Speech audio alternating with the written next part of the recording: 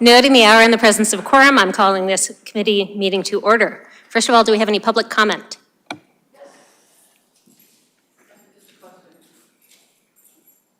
Chair from Mass Ave, I just have a question.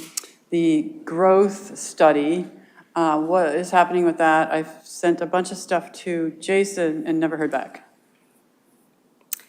I do not know what's happening with that. Jason is unfortunately away Oh, okay. with his family right now, so I... So there isn't a subcommittee that I forgot to sign up to get notices for? Or anything? No, he Okay. was trying to take that discussion and decide which direction he thought it should go, and he would come back to us Okay, for thank you. further discussion. Thank you. Christine, we're actually going to talk about the point of view first, I thought. Oh, but I got this all set up. Is it a problem, Steve, to reorder the agenda? Okay, actually, then let's go with that since Teresa is waiting for us. So now I've switched to this. I'm sorry, but Teresa's waiting. I'm just going to keep messing with you. Teresa, we would love to discuss the ALG.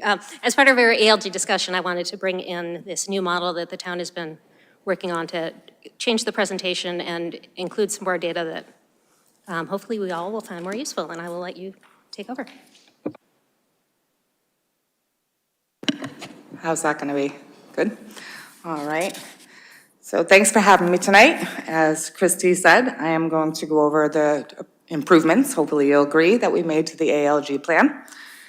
And I'm just going to kind of, if you can see it up on your screen or you have it in front of you, I'm just going to go over the formatting changes that we did first. So on the columns, you'll see that we have fiscal 23, and we used the recap because we wanted a nice solid base to start off of. For 24 was current budget.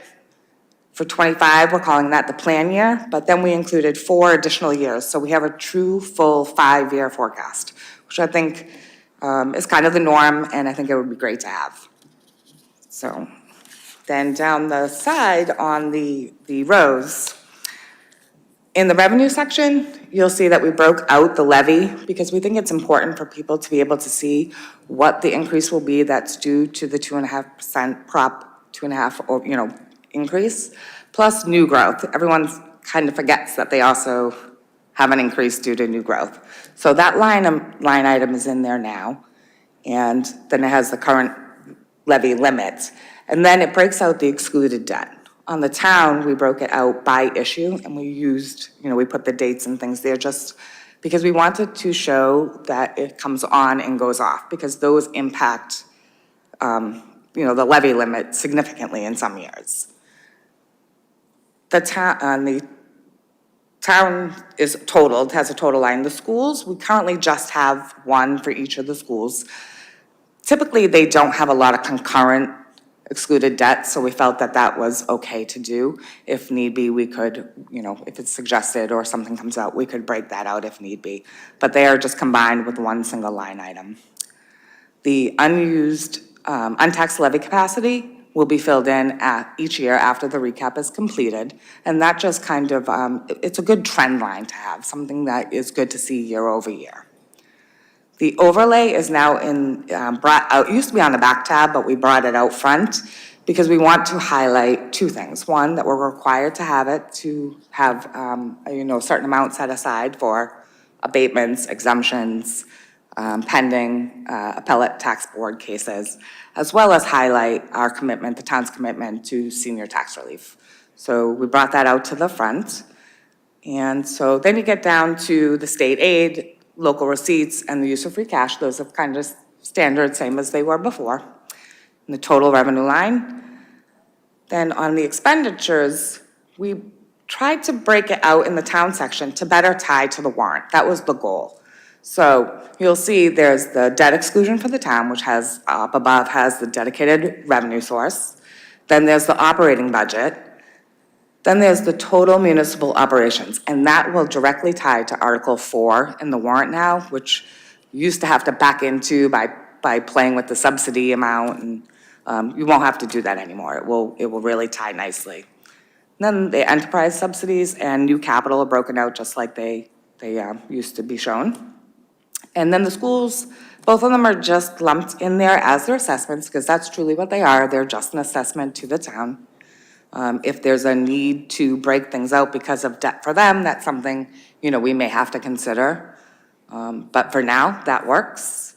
And then it shows our net position at the bottom. And so those, we've tweaked a few things from what you've seen on the old ALG. We ran it through with the exact same numbers just to make sure everything was working. We played around with it, made sure all the connections were made. But then we went and we made some connections. One, you'll notice there's no rounding. Everything has the exact numbers of what they actually are. And that did make some things like the levy limit pop. We had some corrections based off of the recap to flow through. So there's a little bit of a tweaking in the numbers there. And in fiscal '24, if you were to compare it to the old ALG, you'll notice two changes. And they are, we adjusted just about $2,000 in the levy limit, using 23 recap as the base. And then we increased the cherry sheet aid because we actually have those numbers now. So in '24, it increased by just under $64,000, and we flowed that through. So those are the two things, if you wanted to look at them side by side, that you're gonna see different. So those are the major changes. Are there any questions? Any questions? I know I discussed with, was it CJ?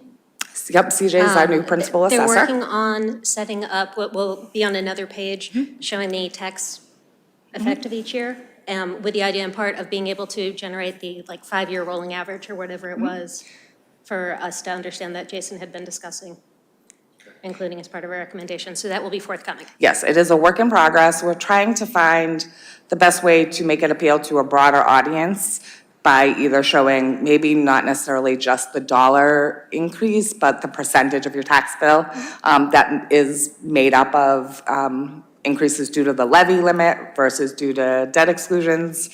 So those are the things that we're actually trying to play with to see what's the most useful way we can show the information. And it will be up to ALG to decide if they want it on the bottom of this, like they used to, or as a separate tab.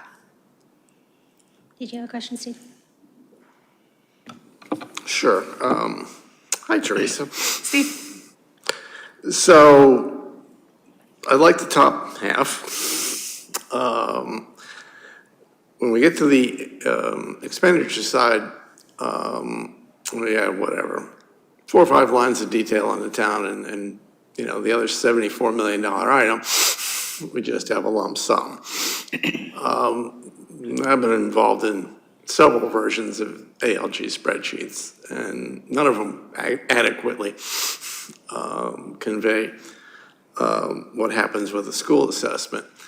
I do think it would be good if we could add just the 100% school budget, one line for their revenue, and then the percentage that Acton has, just to show the people at town meeting, well, their total budget went up by X percent. They had revenue, and then our share of the whole pot. All right. Because those numbers do vary. I know when we give guidance, we tend to give guidance around expenditure, not assessments, because they're not the same. Right. And given the size of the number, a little more detail wouldn't hurt. Okay, I will definitely bring that back to the group, and I think that would be a good thing to show. So you're saying you want the total ABRSD budget. Right. That percentage growth year over year, and then Acton's portion year over year growth. Take out their revenue and then calculate our portion, and then Okay. that ties directly to an article. Okay, But it just provides a little bit more Right. depth of explanation. and would you want to see on this page, or could it be on the back page, the the split? Or would that be something you'd want to see on this page as a kind of a trend of what's going on with the enrollment? No, I would just say, whatever their budget is, $100 million, minus 20 million in revenue, come to a subtotal, and then say 82% of that is what's in article. Okay, all right. You know, um, and it, you know, given the size of the number, I think it would be good if we could add just the 100% school budget, one line for their revenue, and then the percentage that Acton has, just to show the people at town meeting, well, their total budget went up by X percent. They had revenue, and then our share of the whole pot. So my next question is how many more pages are there to this thing? So there's not many. So what we did was there were a lot of tabs on the old one. And what we found, especially like myself and Ellie and Mary Ann looking at it kind of for the first time without Steve and Ryan, a lot of the formulas had gotten broken over the years. So we wanted to make sure that this didn't happen with this plan. So, and all the information came from another source. It was all, a piece from the assessors, a piece from the collectors. So we have an inputs tab, an assumptions tab, where we gather the information from the source and input it there. And then that feeds to, hopefully, like these cells where the formulas will be, where they won't need to be touched. And then there's a changes tab, just to track the changes, just like there always was, right? So you can look back and be like, oh, that's what we did, last time we met. And then there will be one or two tabs for the tax impact, depending on whether it's going to be on its own tab or on the bottom of this plan. Will there be a reserve page? We hadn't discussed it yet, but we certainly can. I know one of the things in looking at this, it was always, okay, so what's the recommended floor and ceiling, and how will the replenishment work over those same 5 years? So that's something we could add in. Okay. A suggestion. If you go back 15, 16 years, it used to be a one-page document, and most of the formulas were hard-coded into the Excel spreadsheet, so you'd change numbers, and nothing would happen, and you'd wonder why, until you dug into. I think our thinking is to maybe lock this page and just change the numbers in the input, just so that anyone can pick it up and, It would be a good idea to lock Yep. the front page. Yep. But I think that's That's it. Steve raised a point that I think we should discuss. Coming out of our multi-town, multi-board meeting we had at the Boardwalk campus last year, Adam Klein pointed out that what we really care about when we say to the school, how much you change your budget, we really mean how much we can afford them to change our assessment. So I like the idea of Steve's information in there, but I don't want to complicate. I don't want that to get lost, because in the end of the day, for us, that's what is the most useful for us to say to the schools. In the end, they have to start by changing their budget, because the assessment formula is pretty much locked. Once they know what they're changing their budget by, they know what their revenue is, and the assessment formula is based on 3-year rolling averages of enrollment, and they can't do a thing about that. But when you switch in it any 1 over, year. when you take their 4% budget change and switch it over to the effect that has on Boxborough's assessment versus ours, those are actually, could be significantly different percentage changes. Most of that is driven by the rolling averages. Yes. But at the end of the day, what we're saying to them is make sure Yeah, we want the number that's under the article to be X percent. Well, the But the only way they get there is by changing the top line. yeah, although in the last few years, they've figured out that when we say 3%, we mean that number, not We have their to be budget. very specific in what we say, because it can be different. I've been on the committee long enough to know that there was a time when school budget went up like 3% and we got a 0.5%. Because Boxborough was growing like crazy in those days, and we weren't. Hasn't been that way in a long time. I will bring your suggestions back, and we'll work on them and see how they look. And, John will bring the version he likes to the next ALG meeting. Anything else? Yeah, go. Hi. Hi. To Steve's point on the reserves being part of this, I like how this is laid out, and if the point is to inform the public that Article 4, 7, and 8 are these line items, I think it does that well, and it gives them a perspective on the growth of those.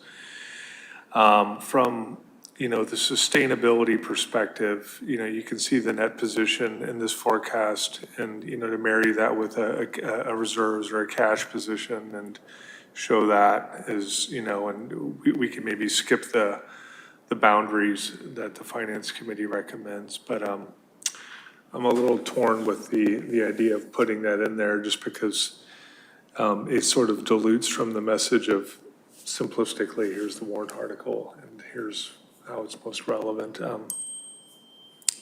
On the other hand, I'm thinking about these debt exclusion line item numbers, and I think they're informative, and I know they're important from all of our perspective. I'm not as sure just from the public's perspective, just thinking out loud is like the twin school there, the boardwalk, and I'm thinking like if all this information was condensed down, can we remove excluded debt or condense it down to one line item?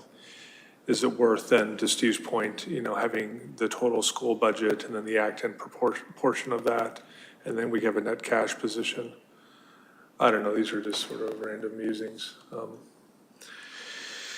But yeah, thank you for putting it together. The one other question I had was just and forgive me, I should know this, but the FY25 plan, where are the numbers that come out of that at this point? And maybe my finance committee members can refresh me if I don't know off the top of my head. And I'm thinking about the Minuteman assessment among a couple of the other line items. Are those kind of baked at this point? Is that just what was left over from last year's Yeah, ALG plan? we took Okay. them off of the old ALG, and so, Okay, yeah. they were their best estimates Gotcha. at the last time we, Whatever that updated the was. plan. Yeah, gotcha. And the school one is a 3.75% increase. That's kind of the standard that's been baked into the plan, and 3.25% for the town. Gotcha. So those are the numbers that were backed into in the old ALG plan, and we just carried them forward. Minuteman did provide us, that was their best guess at the time. As you can see, it's very high again next year, and then it levels out, assuming our enrollment levels out as well. And as far as the warrant goes, this table would replace the existing one, like in this format, as you have displayed here? Yep, I'm not sure how it's gonna fit vertically on a page as well. It might have to go sideways, but just because it is more years, because I think it makes. Do you know, in the warrant, is it the long-range forecast, and then is it the pie tables with the revenue and expenditures that follow that? I don't remember the ordering off the top of my head. I think the pie charts are in John's message. Okay. And then it's the FinCom's message, and then it's the ALG plan, if I'm remembering correctly. We did away with our pie charts last year or the year before because we were getting dueling pie charts. 'Cause the town manager was using pie charts and the schools were using some pie charts, and who needs 3 sets of pie charts? That used to be a separate section on its own in the warrant called budget background, which explained terminology and showed pie charts. We don't do that anymore because each of the entities do their own versions of that. So this winds up being at the, right after the FinCom message. And sometimes we do refer to it in our message, sometimes we don't, but it's placed right at the end of ours. Again, thinking out loud it's just nice for the public to connect the dots and see something like this, and then know that, oh, well, this is where the money is spent, oh, here's where it comes in from. Maybe it's fine. I don't know, like I said, I'm just sort of. Well, I know you haven't had it very long, so if you think of anything, a formatting change or something that you think we need to break out, I mean, we're open to receiving an email. Just send it to John in the finance department. Yeah, just my 2 things real quick would be just excluded debt. I think it's fine as it is. It does take up a little bit of eye space, and then the reserves, does that take away from the message or does it complicate the message? Hold on a second there, Dave. I would like to redirect you a little because first and foremost, in my mind, this is the basis for the ALG conversation. It could be a simplified version of that, could be what appears in the warrant. But I want to make sure we have all the information we need here for having our discussions. Absolutely. No, so I want to make sure you have that in your mindset. I'm when you're simply looking at this. thinking what the public gets and like how they Yeah, we're- digest all this, and so yeah, from our perspective, Is there anything? more is better. Is there anything you think is missing here from our perspective since we're going into these discussions soon? I mean, I think this captures what we typically focus on, so. I think we need to, like I said, we need to see the reserve sheet. Doesn't have to be here, it could be an attachment. Because if nobody else is, we will compute whether it's within our guidelines or not. I told them that explicitly. I said, if you don't put it there, we're just going to make our own computations. And whether the actual impact of the single-family tax bill needs to be on this sheet or not is less important, that somebody needs to address it in their message, either the town manager or the FinCom or both. I agree, that's a good point. I really appreciate not having to reformat the whole thing every time it's sent to me, so that I can actually like see more than a little bit of it. And there's not that big glaring yellow box staring at Yes. you. My screen isn't this big, and yeah, so it's a lot of information, a lot of data. Yeah, I just echo that the reserve numbers would be super useful. I do think that for town meeting message, you know, the excluded debt is broken out by the town manager in his messaging in a graph form. So we probably don't need all of this for that. You might have two different, you know, views. I like what Steve was saying about the way to present the entire AVRSD budget, but then line out our part. But otherwise, this is great. I do like if it's possible to have access to the backup tabs.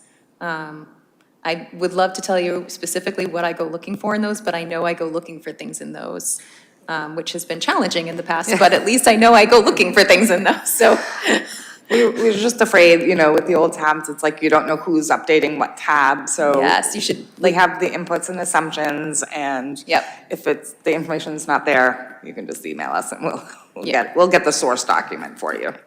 even the, like the change page was useful to see Yep, the what's change page, new. we'll things like keep that. it on there, because everyone wants to look back and just refresher going into the next meeting, what we Yep. did last meeting, so that's always helpful. Thank you.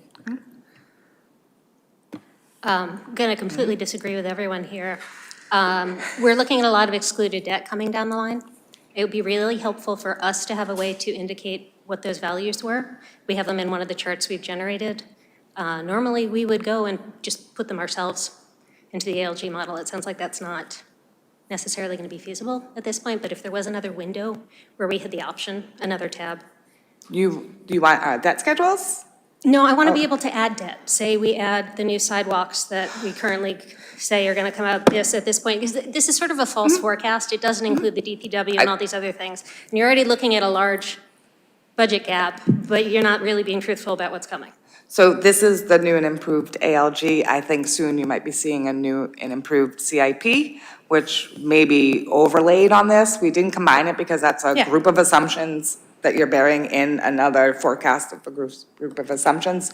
Becomes very complicated. But I think you'll be able to have them both and see the impact. I think that's our goal, at least. So I think you'll see that. I understand Soon. the lack of desire to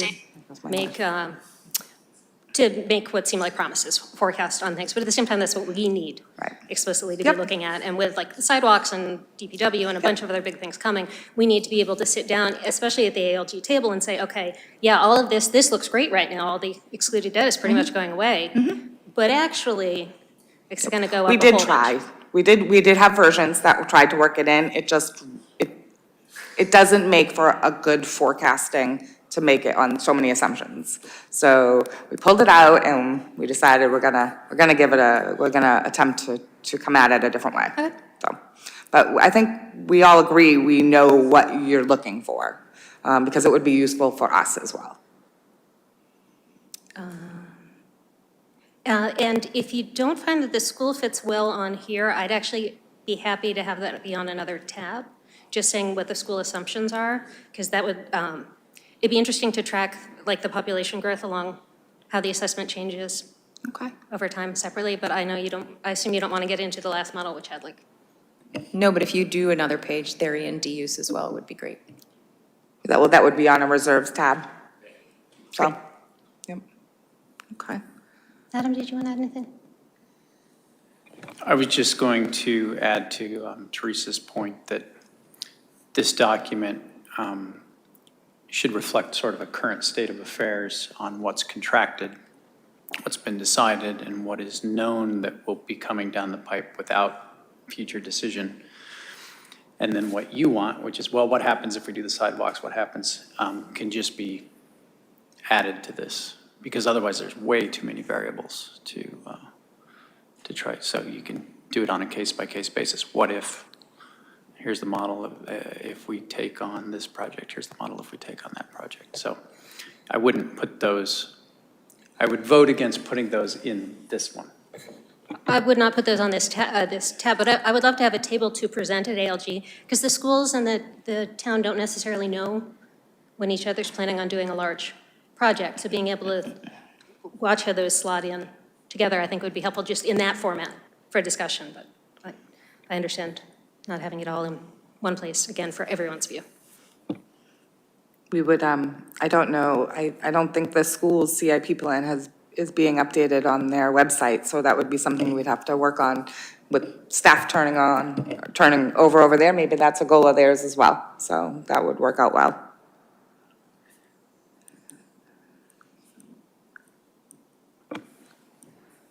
Glad, did you have anything to add? Thanks. All right, thank you very much, All appreciate it. right, thank you. I'll take these suggestions back to the group and we'll see what comes out at the next Thank you. ALG. If I may, so we have a new assessor? We do have a new assessor. Good. Yep, his name is CJ Carroll, and he started, it's probably been about a month. He's settling in great. He's been out on the road quite a bit and getting familiar with the town, and it's doing great. And just, we actually had a little visit from BMAC yesterday, came in to visit. and No he's- kidding. He's coming tomorrow, too. So he's coming in to give a little bit of guidance and get CJ up on some other things, and yeah, it's been going really good, so we're happy to have some of that experience come back to us, so. Yeah. If you could pull that down. So we are having our first. Thank you. Thank you. Our first ALG meeting coming up, I believe, on the 7th, sometime in that week. It's going to kind of be just a get to know you where we are. Meeting a lot of new players is my expectation for the meeting. I do not currently think that we will be presenting our recommendations. I'm not planning on it unless you want me to just dive right in with that. I do. Okay. I Christine's gung ho. I mean, I wanted it done 2 months ago, so But there haven't been any meetings, so. we nagged.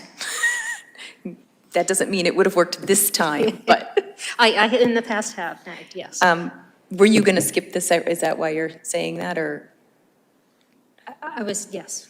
So we approved this, but at you the have last that? meeting, there were 2 potential outcomes for the debt service slide. This is not a request for notes, other than, do you want A or B? I don't want to make any more. And I listened to the way it was described, and it was, do we want sort of the grayscale for the baked-in debt, or do we want the grayscale for the possible future debt? A. B,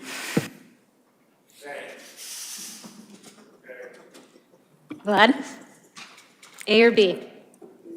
I think the A is still, where are you? I am B. Tie. and the A's and B's have it. So we will table this until we have more people, especially if you're not planning to present it anyway.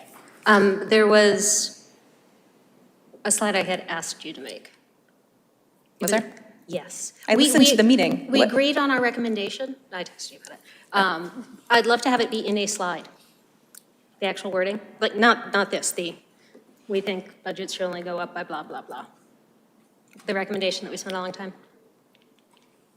Yeah. I've been on a lot of meds. Okay, I'll find it for you. That'd be great. They was, yeah. Okay, Yeah, we'll get you that. awesome. also, I'm this hoping is- that doesn't need new approval. It's just No. with Jason had very formalized motion wording saying what our recommendation was to ALG for the year. I wanted to put that on a slide for this presentation. Also, this is updated with new numbers from the current ALG plan.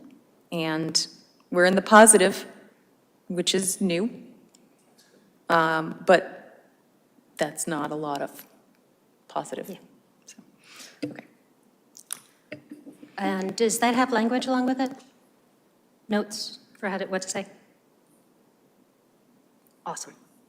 Okay. You're welcome to I'll expand those notes, so I will send this to you. I will review it with you because honestly, I don't 100% understand this slide.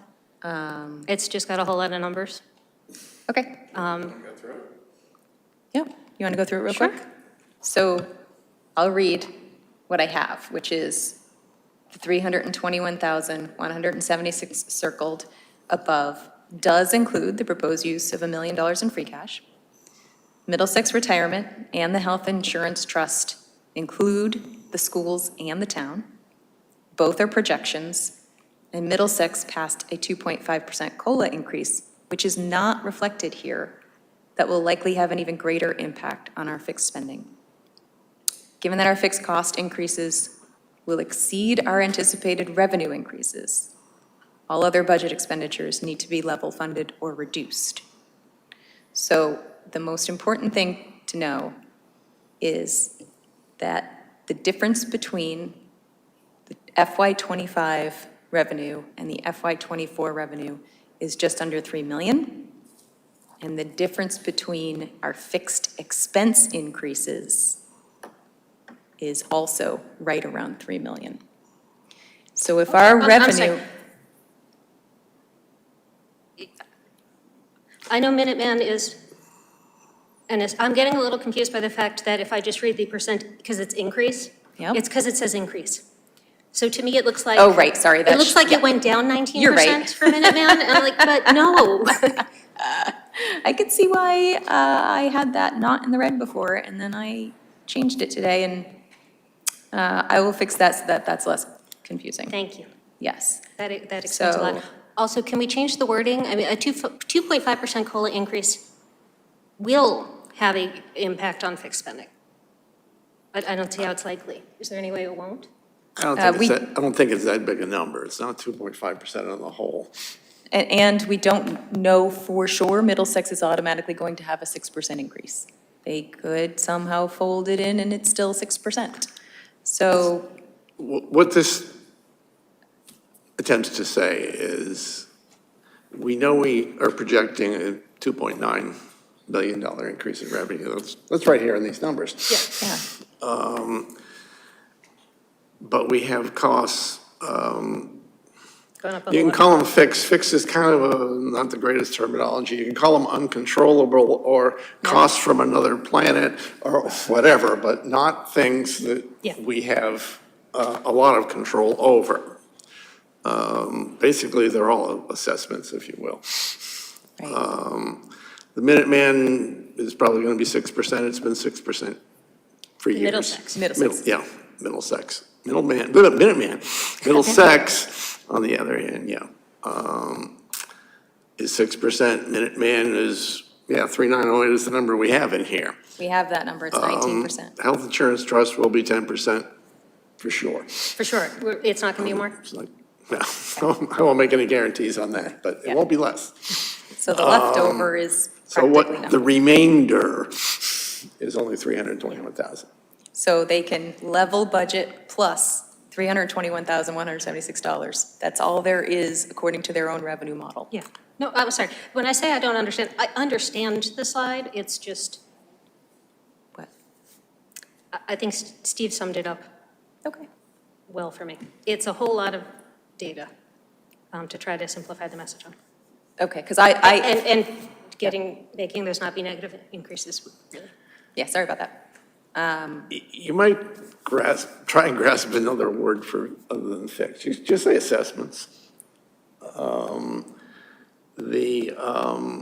the fact is, because fixed, I mean, we have collective bargaining contracts that we have fixed for this year that are going to cost more than $321,000.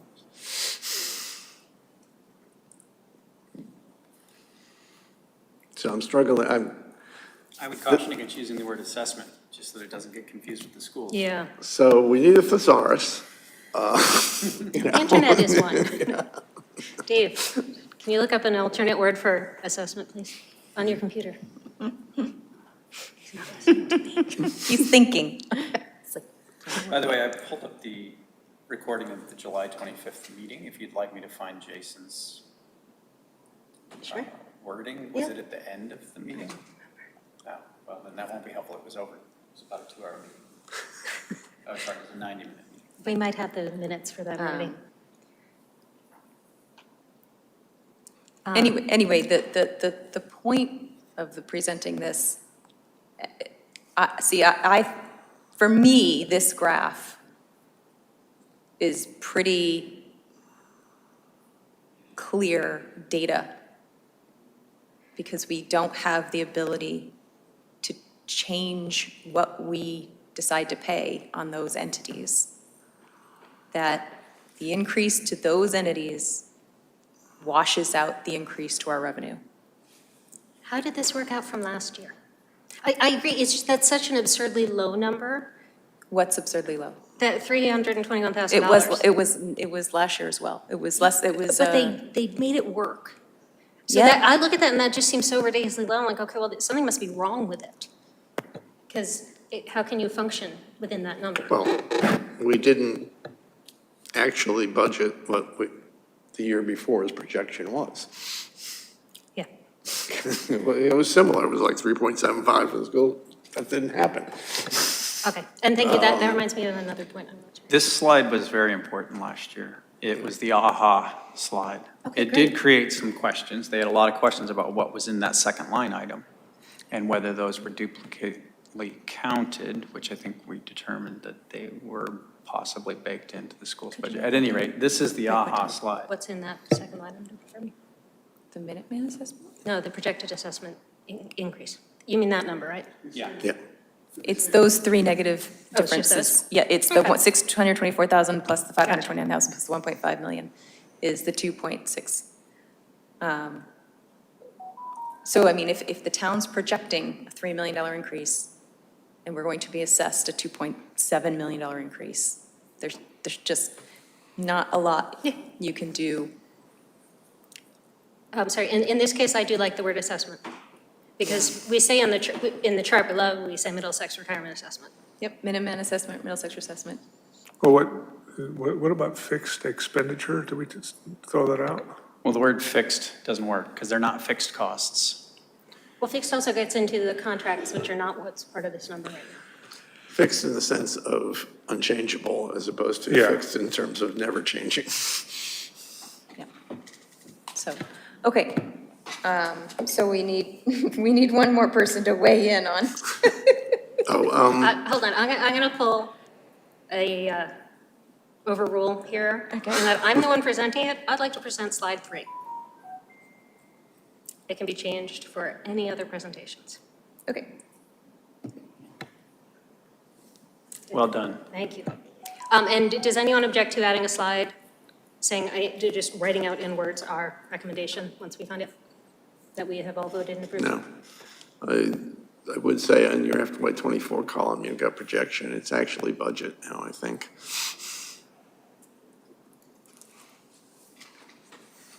If you want to use the same terminology. Thank you. Okay. Point of view? Yeah, that'd be great. What about assessed expenditures? It's not bad. Yeah. Third-party assessments. If we're looking at like the ALG plan, there's revenue and expenditures. Expenditures does capture the spirit of money going out. I like what We you could just say said, the 3 items below. third-party assessed expenditures, because if we're not using the word assessment, which everybody automatically connotates as being the schools, and third-party indicates not one of our budgetary entities. You're just making more words. Yeah.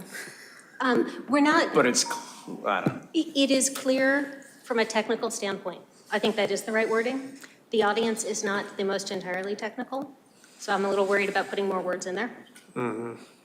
Just for. Then you could just say what it is. It's But that the it's 3 Minuteman Yeah, Healthcare, yes. that's a far better way to do it. That's kind of my plan. Okay. FY25, point of view. I'm sorry, for formality, we are moving on to the point of view agenda item. So these were our 4 overview speaking points last year.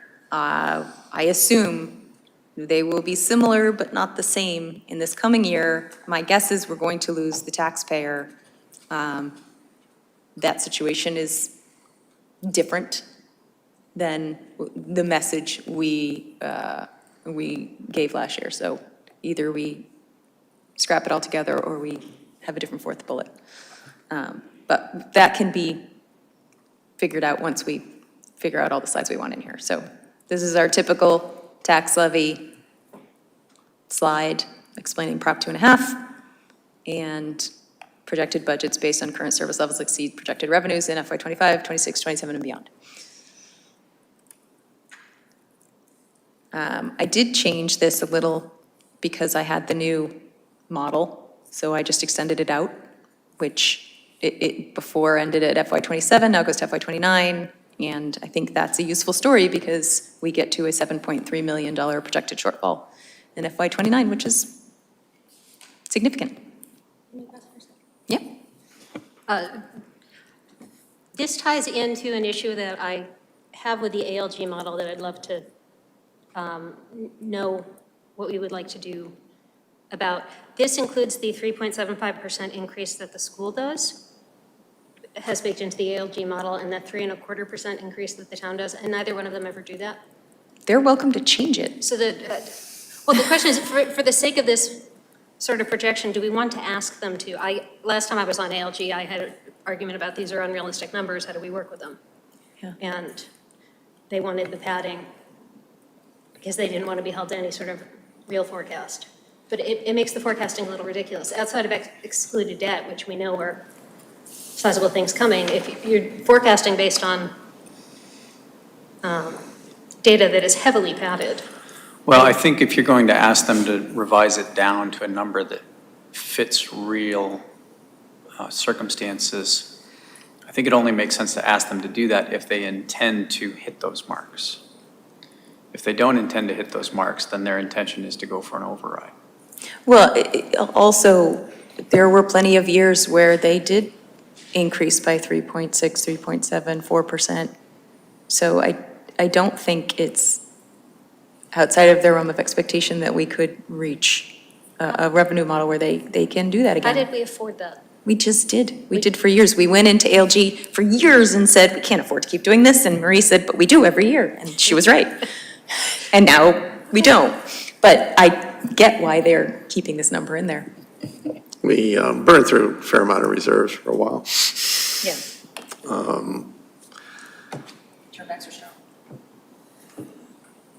If I'm not mistaken, the current 375 that's in there for the schools is the number 2 years ago that we asked them to, we said, if you continue with your contracts as written, your obligations as written, what is your budget going forward? And I think that's what that number is.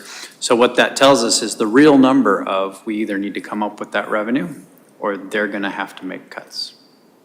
Whereas if you ask them to do anything that's underneath what they've already contracted, then it's just pie in the sky numbers. I just know we look at this every year, and the numbers always look horrible, even for the year we're going into, like the negative 1.4 million, and then they make it work.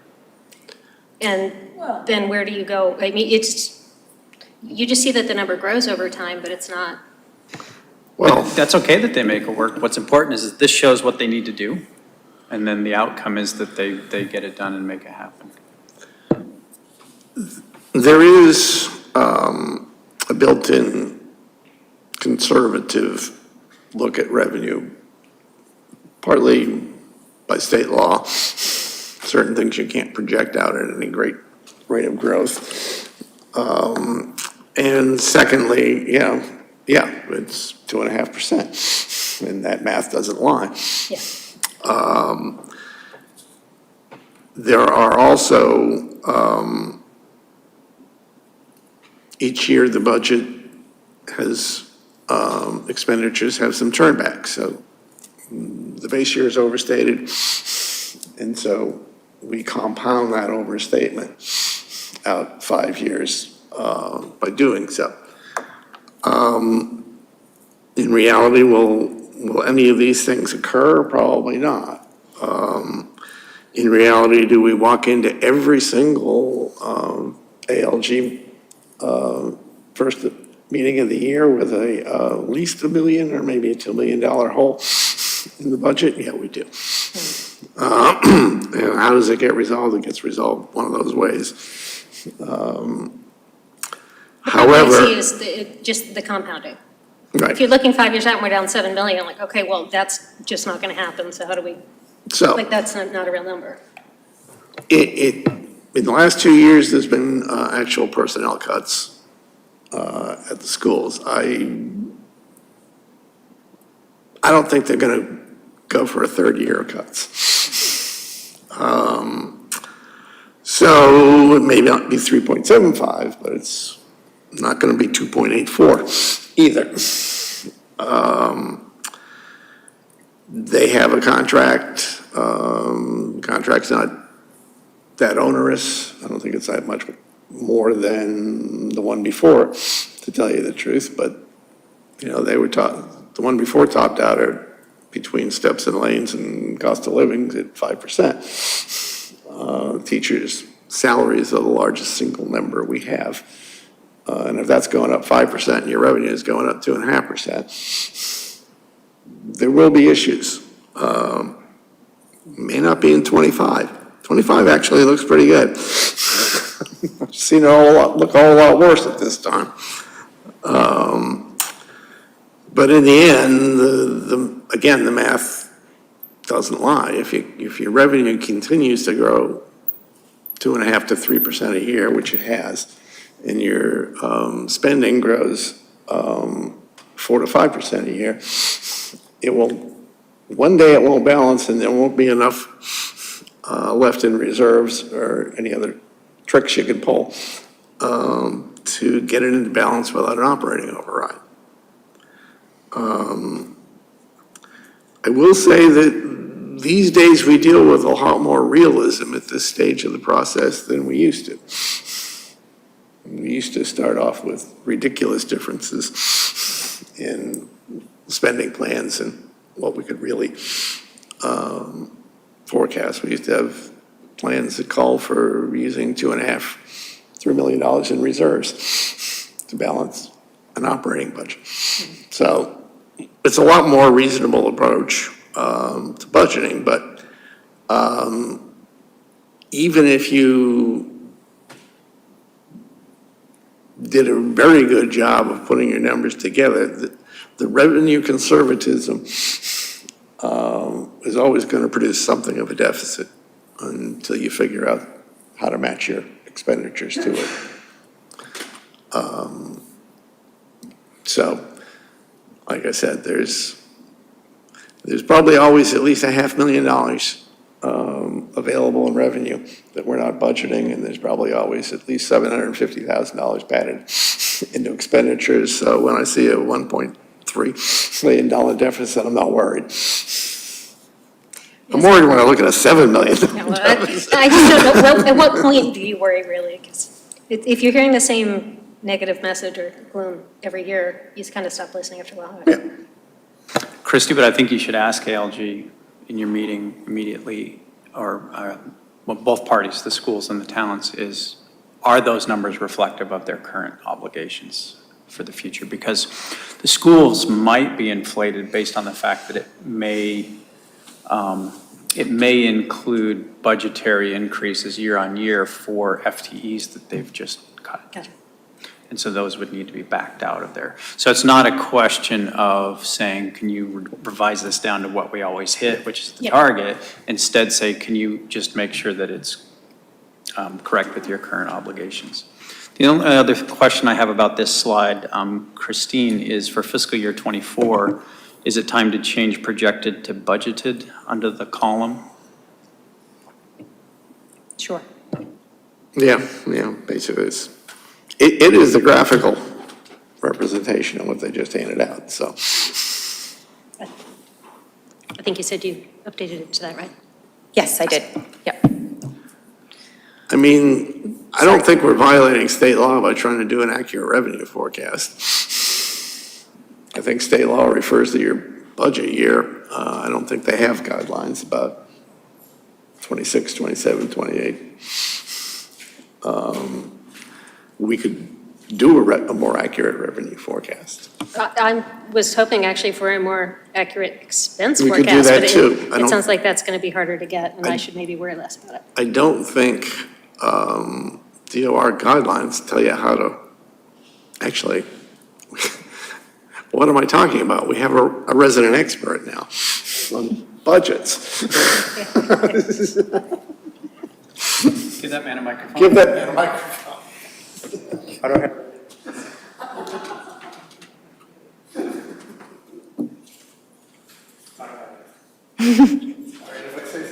Incorrect, you need to interrupt me. I believe the guidelines for projecting revenue and expenses refer to the budget year and not anything beyond that. So, yeah, you could ask for well, we just settled with the teachers, so we know what the contract looks like for the next 3 years. I think the police and fire still have maybe 2 years to go, or maybe one, I don't know. But we at least know 1 year for sure. And they're never as hard to project as the teachers. So you could lay out the compensation pretty accurately over at least 3 years.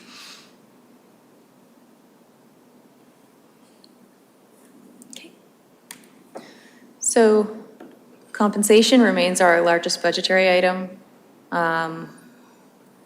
Notable about this slide is that the municipal side, their percentage of budget that they spend on salary and fringes has increased by 3.56%, while the schools have decreased by 3.6% as compared to FY '23.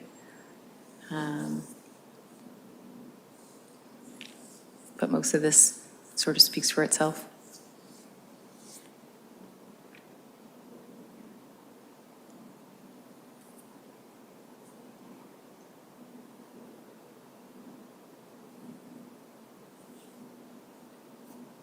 Okay.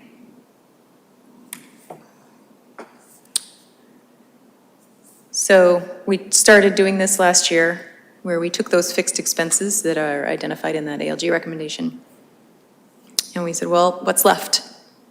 What other things are in those proposed budgets outside of those fixed expenses?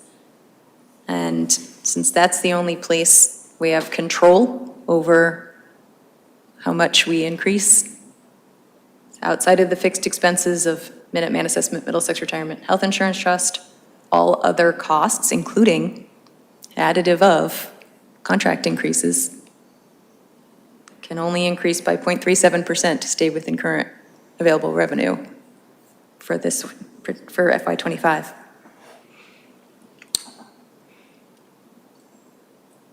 And again, I projected this out to FY '29 with the current model.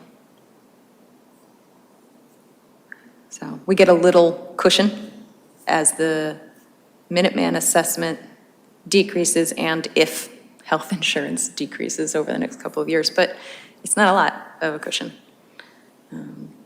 So. All right. This hasn't changed. It's just that our recommendation about E&D use and reserve use, the yellow highlighted percentages are not updated yet. The budgeted use of reserves is accurate. Could you back up a slide, please? Yep. Fiscal year '24, Middlesex, I thought was more like 6% than 2.6. I did too, when I pulled the numbers out of the budgets for the town and the schools. That's what came up as the increase over the previous year. Using the current data, that's the increase. So I don't know if the schools did not increase by 6%. They address their Middlesex assessment different than the town. I don't know. That's what it added up to.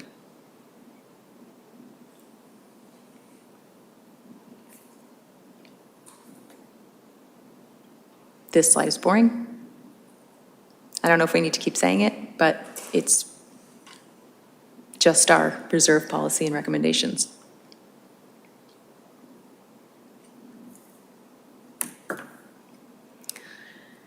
This slide, I added FY30. The town is working on a new capital improvement plan, as Teresa said. So I expect there will be some updates to these numbers. I have reached out to Peter. The school's capital improvement website is down. I don't think there's been anybody working on it since, what's his name left? JD, thank you. I'm like, JR? No, JD, since JD left. Last year, Peter gave me a couple of things to put in this plan, but I don't think they're properly forecasting capital improvement needs. Or I shouldn't say that. I don't have access to their current capital improvement planning, but I imagine, I only emailed him earlier today. So I am sure within the next month or so while we work on this, he will get me updated numbers for capital expenditures. But we have found this useful as far as looking for overlapping needs between the town and schools. So to me, what's important about this slide is in part showing what years we might need to do a lot of borrowing. And I mean, when you see $15 million expense, that's going to be excluded debt. And then line that up. I don't know if the school will, I mean, they presumably will take on that much because they haven't talked about doing an override. Right. A debt exclusion override, but when you, if they had like the stuff, like we know we need a new roof for this or that. Right. It would be helpful to have it here. So I like it for that. And I don't know what, when they had the capital improvement plan done 3-4 years ago, there was like a 10-year capital improvement plan book that is online that I accessed to get this information. And I don't know how they adjusted for potential inflation, but, these numbers are just placeholders.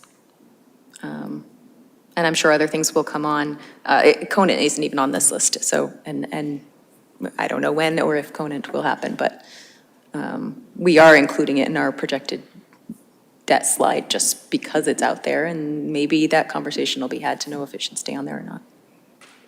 Well, and Conant would be a 10-year down the line kind of expense, right? From the moment they decide to do something about it? Not necessarily. They would have to be approved. My guess is even if MSBA today said, yes, you're a go for Conant, it would still be 5 years out. And to be clear, they haven't even applied. No, in fact, I'm not even sure. I think next year is the first year we would actually truly be considered. So the schools put our application in every year so that we bubble up on their list, even though we're not eligible. We're not eligible until we have completed completely the twin school build, because that's just the way their process works. So my understanding is that they have submitted every year knowing full well that we wouldn't even be considered. Starting next year, I think we can be considered. But then we have decisions to make too. All right. So current debt service, and then making a wild, incorrect guess with the gray on top.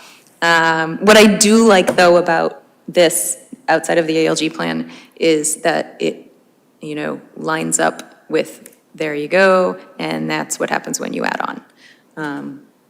If you want the gray on the bottom, I will work that in. The reason I like the top being colored is because then you can, as a individual, make decisions about individual projects.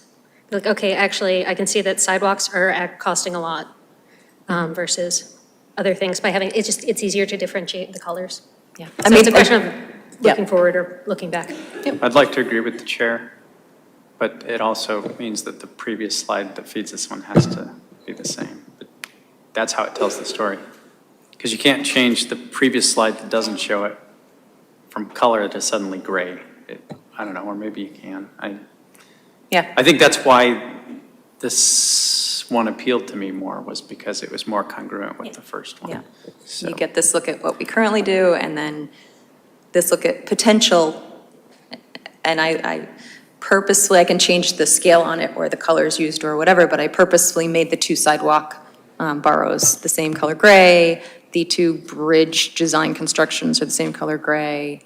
But, yeah, we can. So I completely agree with you that having the more contrasted colors on what's coming helps you delineate to start your decision process better. And frankly, the things that are already booked are water under the bridge. They're all kind of gray anyway at this point, because there's nothing we can do about them. So I'd like to change my vote.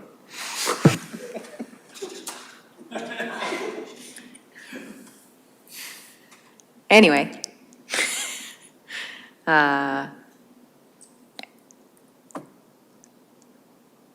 Our recommendations limit taking on a new excluded debt, approach capital projects from a needs basis. My charger is on the way, and hopefully the computer will not die before it gets here.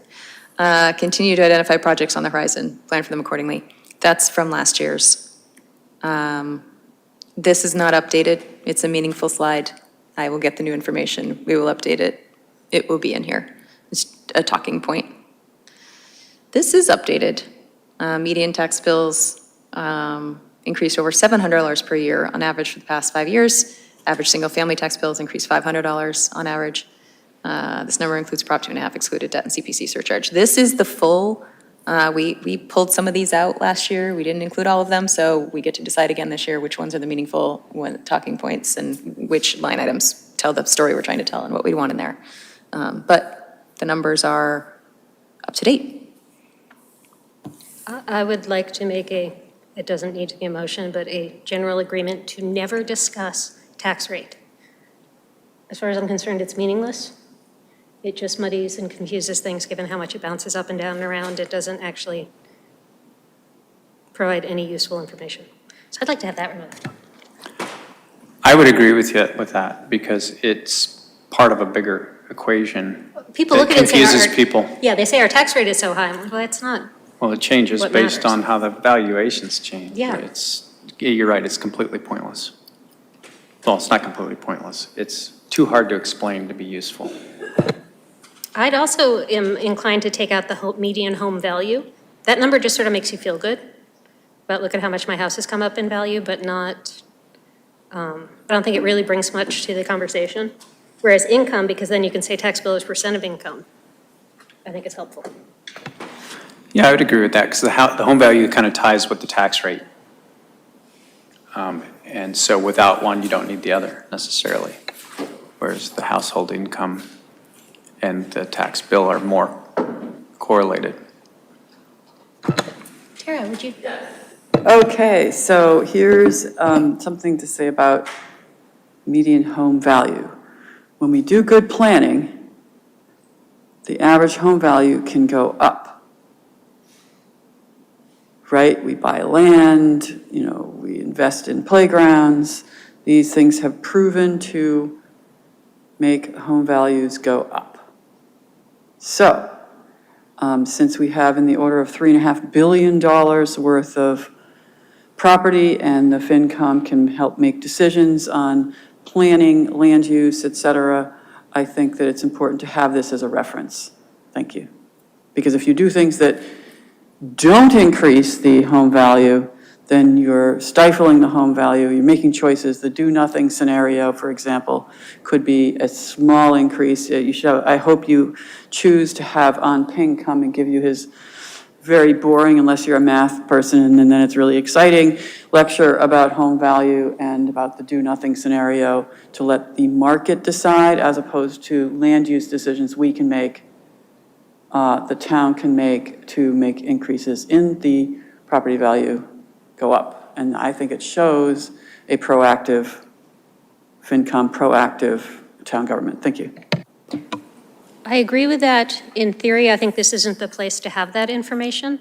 I think that would need to be presented as a separate idea somewhere else. I agree with that. What I don't want to lose is the calculation. What happens is that, for example, we've been doing the rehab trust, and the rehab trust we study in great length the number of units that are sold in town under $200,000. Well, when we were getting that data from the annual report, Ann Chang edits the annual report, and she said, oh, one year we all of a sudden disappeared. And we're like, well, where is all that data? And she said, well, we don't care about that. I was like, who the heck is we? We care about it. So I don't want to lose that calculation each year. And I like the idea that it's published someplace. Thank you. Even if it's in one of your presentations once a year. Thank you. Just to that point, I don't think anything we do land use wise is going to have quite the impact that COVID had. That's Yeah. a COVID-related number. I'd personally like to see it come down. But We're not going to argue anymore about it. yeah, this is Googleable. It's in the census. But yeah, but I can make sure it's in an addendum. I mean, I would suggest at this point to drop FY 18 and 19 as we don't have the same data available. You know, it'll be nice to have 5 years next year, but there's no sense having a chart with 6 years and 2 of them are incompatible. The tax bill as a percentage of income is an interesting statistic, but if you just glance at median household income and median tax bill, I think you'll see that median tax bill has increased more rapidly than median family income. Perhaps double the rate. As indicated by the tax bill as percent of income. Yeah. Doesn't jump out off the pages as much as if you computed the difference between FY 20 and FY 23 for both numbers. Yep. Okay, so we'll make some changes to this, slim it down, take out 18 and 19, remove the first 2 rows. And start with those, right? Okay. I don't think we need this slide anymore. I don't want to I'm not- clear I'm the not- little guy hanging on the air. I'm not saying things aren't still expensive. So we have the water treatment plant and the sewer facility repairs on here. Do we want to take this as a slide to talk about other things that aren't necessarily in the town budget, but are coming, like the water treatment? That's, everyone has to pay for it, basically. But it's not anywhere in our tax bills. Yeah, I don't think it's a bad idea to keep in other considerations because we're trying to give a whole picture of our taxpayer. But I don't know that speaking to gas, grocery, electricity, natural gas. So if there are other things besides, the water treatment plant and sewer facilities, I'd love to, if anybody thinks of something else that's meaningful driver of personal expenditures that should be noted. I don't see any, oh, go ahead. I think we could lose this slide. I don't think it would be damaging to the message in any way. Yeah, one of the reasons we wanted this slide, we were really trying to impart how tight we needed to be with budget increases because what everybody was facing due to COVID, and that's easing in a lot of ways. So if this is still our message, then we have a place for the slide, but if our message is altering, maybe we rethink this slide a little. I'm waiting to hear back from the water district about trying to get them in.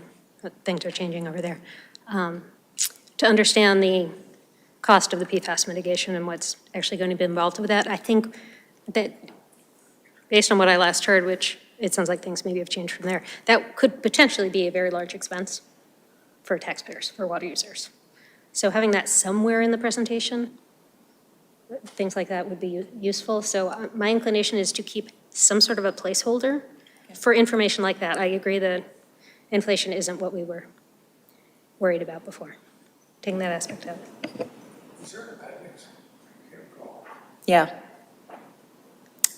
It has a lot of the slides that we've done previously, but decided weren't part of the main anymore. It's funny, just at a 10,000-foot view, you think about this slide and you say, oh, well, spending in the town is going up at this level and it's heavily people-based, a service that's provided, et cetera. And then all the people say, well, of course it has to go up because look at this.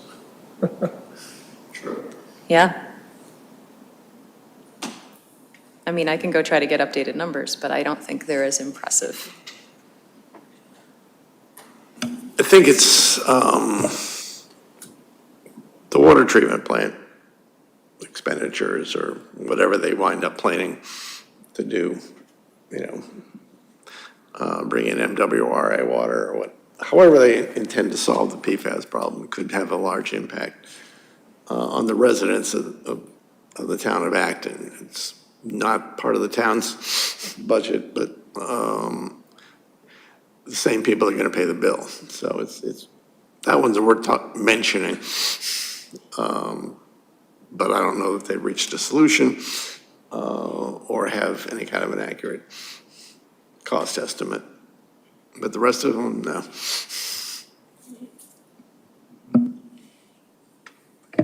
Tara, is it super quick? Yeah, just 2 things.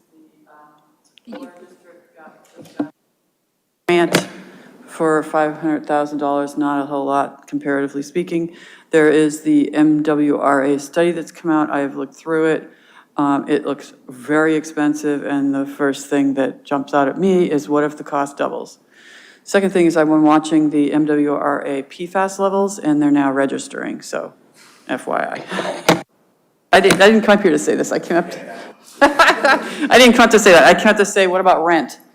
We're making, as a town, we're trying to make an attempt to be more or less property owner-centric. I don't know if the average rents are available at the census, but it's worth considering. Thank you. My only concern there is that what we're actually talking about are taxpayers, which are the landlords. But what do you think? They just absorb the tax increases? Or do you think Oh, they? no, they've totally passed it. Pass that down to Yeah. renters. So renters, we first started trying to get renters to, we had like 1% renters at town meeting. We now got like 10 or 15%. So your audience is shifting, and I think the principles or the values of the town are shifting, and I hope that you will consider talking about rent increases or as a percentage of income. Steve makes a great point, that percentage of income, a lot of people, that's what they're living hand to mouth. That's all they got. And so a rent increase, so for example, when the sewer proposal for West Acton, it would have been $100 a month expense increase for people that are living hand to mouth effectively. So when you consider increases in costs, to me, or affordable taxes is a social justice consideration as well. So that's all. I said it. Okay. So this is the ALG summary slide again, because that will, oh yeah, I will fix the red. Sorry, I'll fix the red later.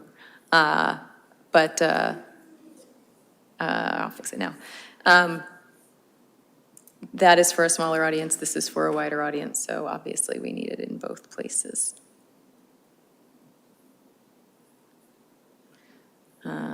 But otherwise that is, you've seen it.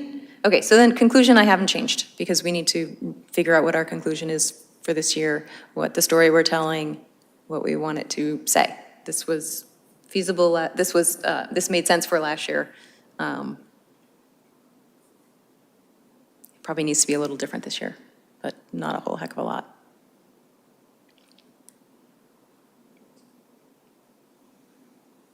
I don't know if we're still having concerns about recession. It doesn't feel like we are in the nation. I'm not seeing it in the headlines. Yeah. It seems like it's been It's unsure. headed off at the pass with all of our interest rate increases and other measures. Well, I think the first line, at least some taxpayers are still feeling a pinch. May not be as bad as last year.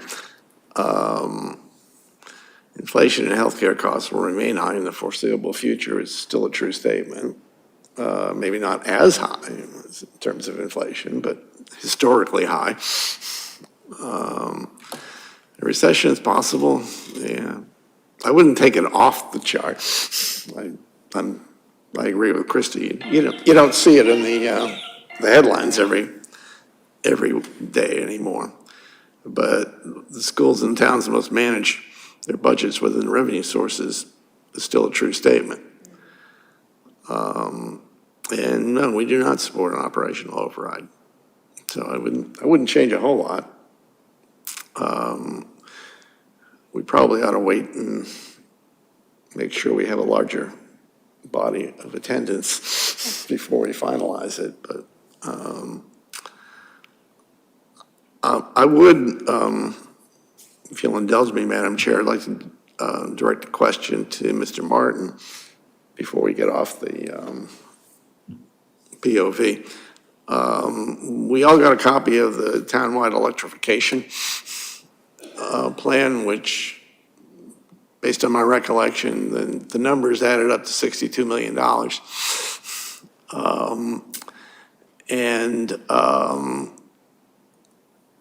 I added up the utility costs and they didn't go down. So how should we integrate that into our thinking, into our point of view? Is that something that is on the table soon? It was nice to get it. It was interesting reading, but what does the FinCom make of it? I think some of the nearer term things will be integrated into the CIP in, the things that fall in especially within the 5-year timeframe. Maybe the outer things, some of which were, I think, further out than that, might not be there. So I think that those things will fall there. And also, it's a very complicated thing to assess, right? So a number of buildings, their HVAC systems need replacement anyway, and or will be needing replacement in that time frame. And so, how do you account for that? What would the cost be without those things? That has to be assessed. And also, there are likely to be some level of grants available for some of these things, and we don't know the extent of those yet. It's an early plan, right? We had to know what we had to plan for, right? And that's where we are. All right, so anything we need to worry about will be in the next version of the CIP? Okay. Certainly anything near, within, the next few years would be there. Okay.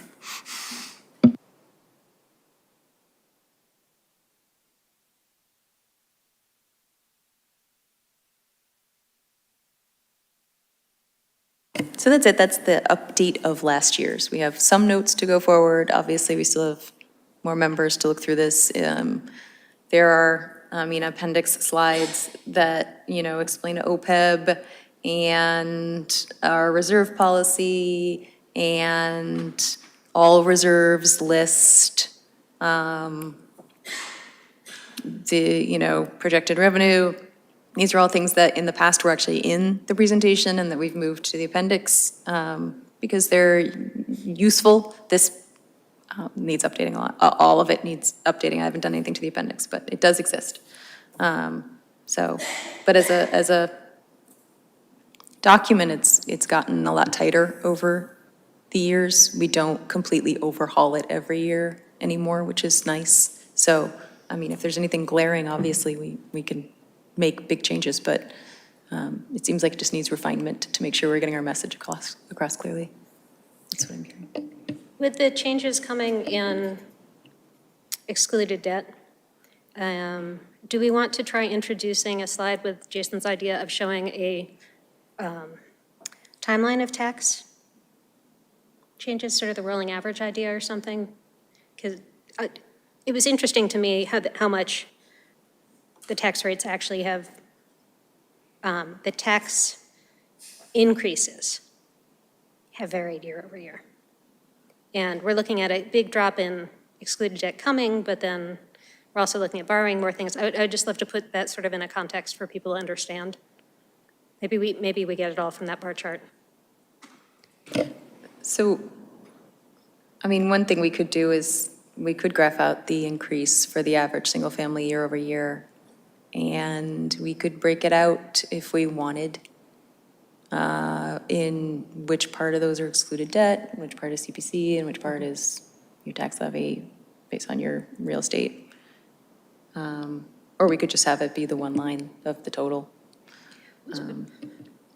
So part of what I would like to have be part of our discussion with people at town meeting, et cetera, is that some of the borrowing that's coming up, some of the spending we need to do, it is maintenance, it is investment in the town, and some of it is things that we would like for a variety of reasons, like sidewalks are awesome. But when we're looking at things that we need, do we need sidewalks given that they're gonna cost us that much? Like having people take more of a balance, like almost your household budget approach to what these big spending items are, to see that. I'll be very interested to see where that sidewalk discussion goes going forward. It was, I don't know that it was a specific recommendation by an outside body. It was definitely John's. No, it's on the short-term It is, goal list. yeah, but from that 10-year plan that was Yeah. created, and I know it was something that John came in and he looked at what we spent on sidewalks every year and thought, wow, that's, we're sort of chipping away, we're not really making any progress, the list gets longer as we go. What if we did 2 big borrows and sort of kind of solved a whole bunch of the sidewalk Yeah. problems? And it may be that, again, select board hasn't made any move on prioritizing that particular spend. I would not be surprised, but who knows, if, we just decide that at this point, it doesn't make sense to do a big spend and we go back to sort of just chipping away at it in a way that we used to. But I am very interested in seeing a new capital improvement plan to see if that's still on the radar as a possibility, or if we're pulling back on something like that, as opposed to, a fire truck, which we can't necessarily pull back from, or bridge design construction, or, an HVAC system. Things like that, so. We have a nice curve going here where things were sloping off. You And might- then, That one there? depending on what we decide to do, you see those can just drastically ramp back up. So I would like for people to get the idea coming out of this that they have some degree of control over what direction that goes. Or it's just things we know are coming. But yeah, we do have to, I think, in the budget in general, there's a fair amount of, well, of course we need this. And yes, of course we need those things, but there isn't a lot of discussion about at what expense. Like, yes, we need the sustainability director, we do. But that does mean that there are other things that we're not potentially doing that we could. So I'd like to get that mindset, if possible, into more of our discussions with broader audiences, get them thinking about things in that way. You're talking about it, the ALG forecast as not being a realistic number. There are a lot of reasons for that, one of which is there's none of this. Oh, that's what I was In saying. there. Yes. Historically, it's in there, but the future doesn't have any, just the run out of whatever we've already approved. This type of capital happens. Buildings need to be built, renovated, new sidewalks need to be built, things like that. So it is going to happen. Pinning it down to the year is always an exercise, but That is an important one. it's not important because you're talking about a long term. It's going to happen. Will it happen in year 3 of the forecast, year 4, year 5? Who knows? But it's going to happen. So you have to figure out a way to show it. I don't think everything's inevitable, though. Any particular item in the list is not inevitable, but something will happen.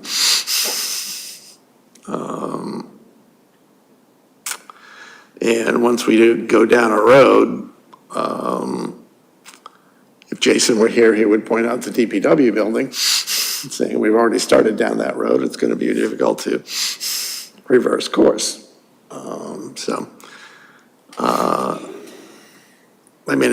I think we need to, wish Jason were here, because, but it's something I think we need to figure out a way to express, if not precisely, somewhat imprecisely, but 2.5% is not the only thing that's going to happen in the next 5 years. Well, and that's what I liked about Jason's idea of, I think he had said 6%. I don't think we agreed on what kind of number it would be, a recommendation for any 1 year, but the idea of a rolling that included the tax increases, that included the excluded debt.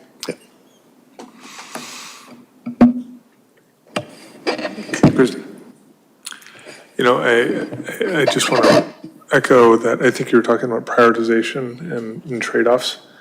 And we've had this discussion over the years that often a lot, to maybe to Steve's point, a lot of these items are presented as, you know, a good idea, but it's not necessarily making a choice for the town. The town is having a decision, do you want this or not, would you take this at the cost of this?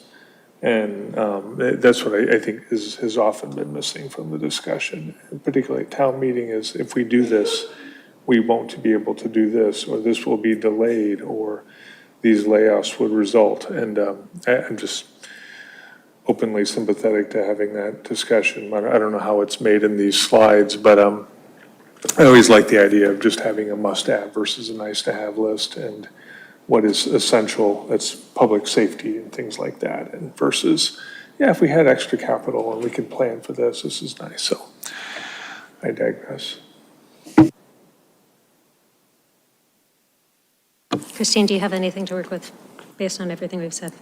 Yes, I'm sure there was something in there that I can, yeah. So we'll talk about this again with everyone when they are around. Yes, but I'll make this group's changes first because you bothered to show up, and then they can work off of what we have decided. All right, Tara, we're not going to do any more right now. I have 3 suggestions for making money. We can't hear you. Can you just email me some suggestions, Tara? Please? Sorry, we've got 2 herding backs here who'd love to get off of these seats. That is it for our main agenda. We have no minutes to review right now. Do we have any liaison reports? Minuteman is expected to have a final answer for us shortly. Okay.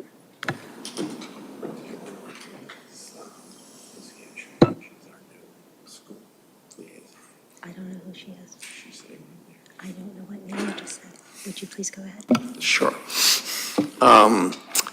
Lucianne, would you like to come up and introduce yourself? She's a new member of the school committee and apparently our liaison with the Acton Boxborough School Committee for the year. Hi, sorry I'm late. I came directly from the school committee workshop. If you see the school committee's agenda and packets for this coming Thursday, you will see that I will be the new liaison for FinCom from the school committee. Just come to say hi. Congratulations. And welcome.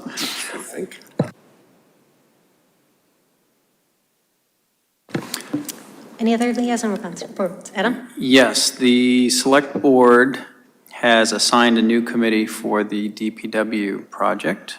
The committee will work with town staff, manager, and recommend expenditures of the $1.225 million approved in Article 6. They need a member from the finance committee. I would volunteer if somebody else doesn't want to do it. Do you want to do it? I know Yes. someone who would, okay. But if there's another member who would also like to do it, I imagine Jason would like to, but I have not discussed it with him. so let's wait until Jason can be here or until you can discuss it with him on the side. Or you can discuss it with him, but yeah. Yeah. All right. I assume there's not someone else here who is dying to be a part of it. Or perhaps we should both be the co-joint finance committee I members. suspect they won't allow that, but. One contrarian and one supporter. Cancel each other out. Yeah. The members will vote on how that money will be spent.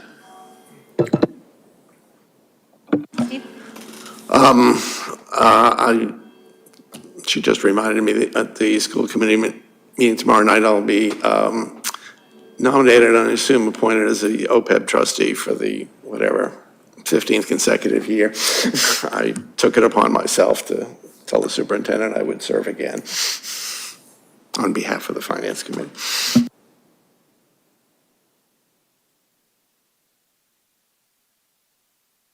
I usually run away, but Anyone else? Okay. And I think the only remaining item is when our next meeting is. As I said, ALG will be meeting on September 7th. I will confirm that right now. Yep, here at noon, if anyone is interested in joining in the audience. And then our next meeting will be on Tuesday, September 12th. Please let me know if you can't make it. It was a little bit of a squeaker on whether we would actually have quorum for tonight. And there have been apparently some difficulties people have had with getting emails through the FinCom and Acton address, so please let me know if you didn't see emails from me this week, so I can just track it down. Track it down from IT. And if that is it, no one has anything else to add, Clyde, can we please have a motion? I move to adjourn. Second? All in favor, say aye. Aye. Opposed, say nay.